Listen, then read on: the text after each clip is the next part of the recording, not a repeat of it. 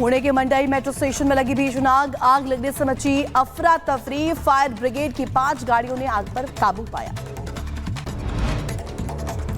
खबरों में आगे बढ़ते दिल्ली के नांगलोई में जूते चप्पल की फैक्ट्री में लगी भयंकर आग। फायर ब्रिगेड की 23 गाड़ियां मौके पर मौजूद। आग को बुझाने की कोशिश लगातार जारी।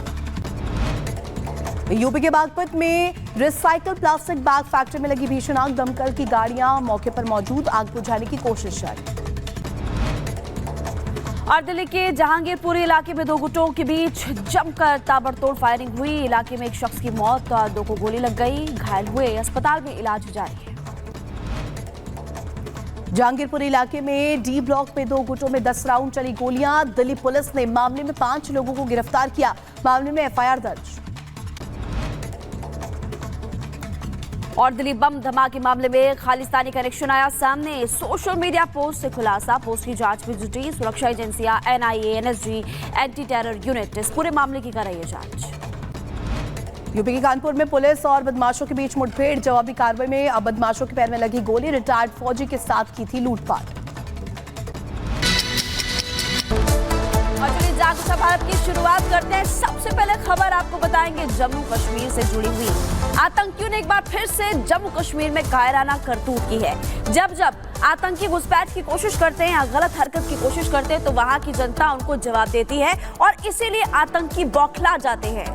और बिल्कुल महिमा बौखलाए भी क्यों ना, क्योंकि इस बार हमने देखा बम्पर वोटिंग हुई और वहां पर विकास के नए जो आयाम है वो स्थापित हो रहे हैं और यही बात दरअसल इन आतंकियों को चुभ रही है। रिपोर्ट देखिए।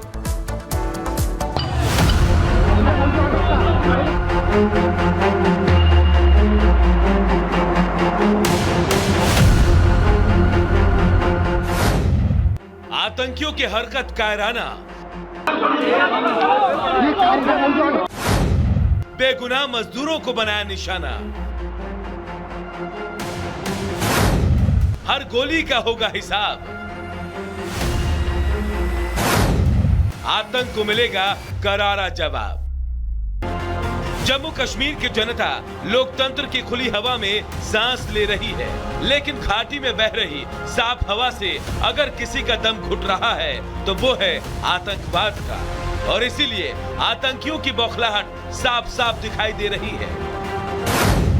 रविवार को गांदरबल के सोनमर्ग में आतंकवादियों ने हमला कर दिया। हमले में एक डॉक्टर और 6 प्रवासी मजदूरों समेत कुल 7 लोगों की मौत हो गई। जिन श्रमिकों पर हमला किया गया वो जेड मोड़ सुरंग पर काम कर रहे निर्माण टीम का हिस्सा थे। हमला एक निर्माणाधीन सुरंग के पास हुआ जो मध्य कश्मीर के गांदरबल जिले में गगनेर को सोनमर्ग से जोड़ेगी। खुद को शॉल से ढके हुए एक आतंकवादी ने मजदूरों के कैंप पर गोलियां चला दी।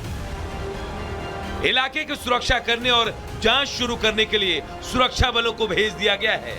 सुरक्षा बलों की टीम हमले की जगह पर पहुंच गई है और इलाके की घेराबंदी कर दी गई है।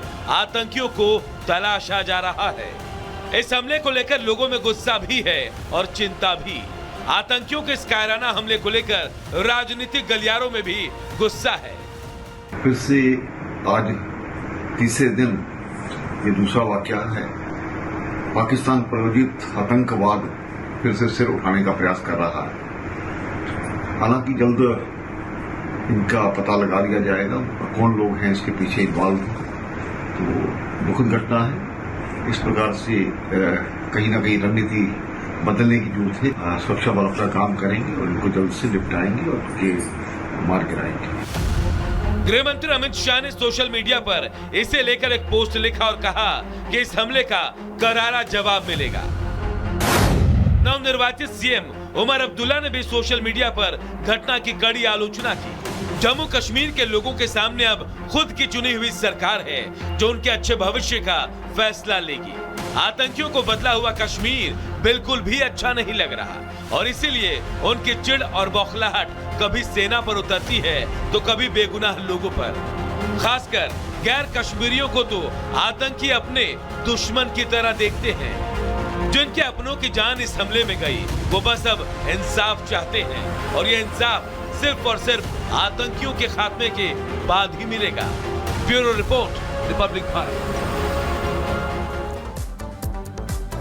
तो बदलते कश्मीर के साथ जो आतंकी है वो बौखला गए हैं, उन्हें ये हजम नहीं हो रहा है, उन्हें ये बिल्कुल भी बर्दाश्त तो नहीं है कि किस तरीके से जो विकास है कश्मीर का हो रहा है। और अब बात कर लेते हैं बीते दिन जो हुई घटना, और अब इस पूरे मामले को लेकर के हमले की जांच जो है एनआईए करने वाली है। मामले की जांच एनआईए करेगी, एनआईए की एंट्री हो चुकी है और इसको लेकर के अब सख्त एक्शन भी लिया जा रहा है। खुद इस मामले को लेकर के गृह मंत्री की नजर बनी हुई है और अब आपको बता दें जांच में शामिल होगी यहाँ पर टीम, और आतंकी घटना की जो स्थिति है उसमें टीम जाती है। इस टीम की जो अगर बात करें खासियत यही है, ताजा घुसपैठ करने वाले जो आतंकी है उनके समूह का नाश करेगी। आतंकियों की एंट्री उत्तरी कश्मीर एलओसी से हुई है, तो देखिए किस तरीके से जानकारी मिल रही है। और साथ ही साथ अब एनआईए की एंट्री इस पूरे मामले को लेकर के हो चुकी है। एनआईए की एंट्री के साथ ही यहाँ पर देखिए किस तरीके से अब सघन चेकिंग के जरिए अब लगातार नजर बनाई गई। और अब आपको बता देते हैं ग्राफिक्स के माध्यम से कि टारगेट किलिंग कब कब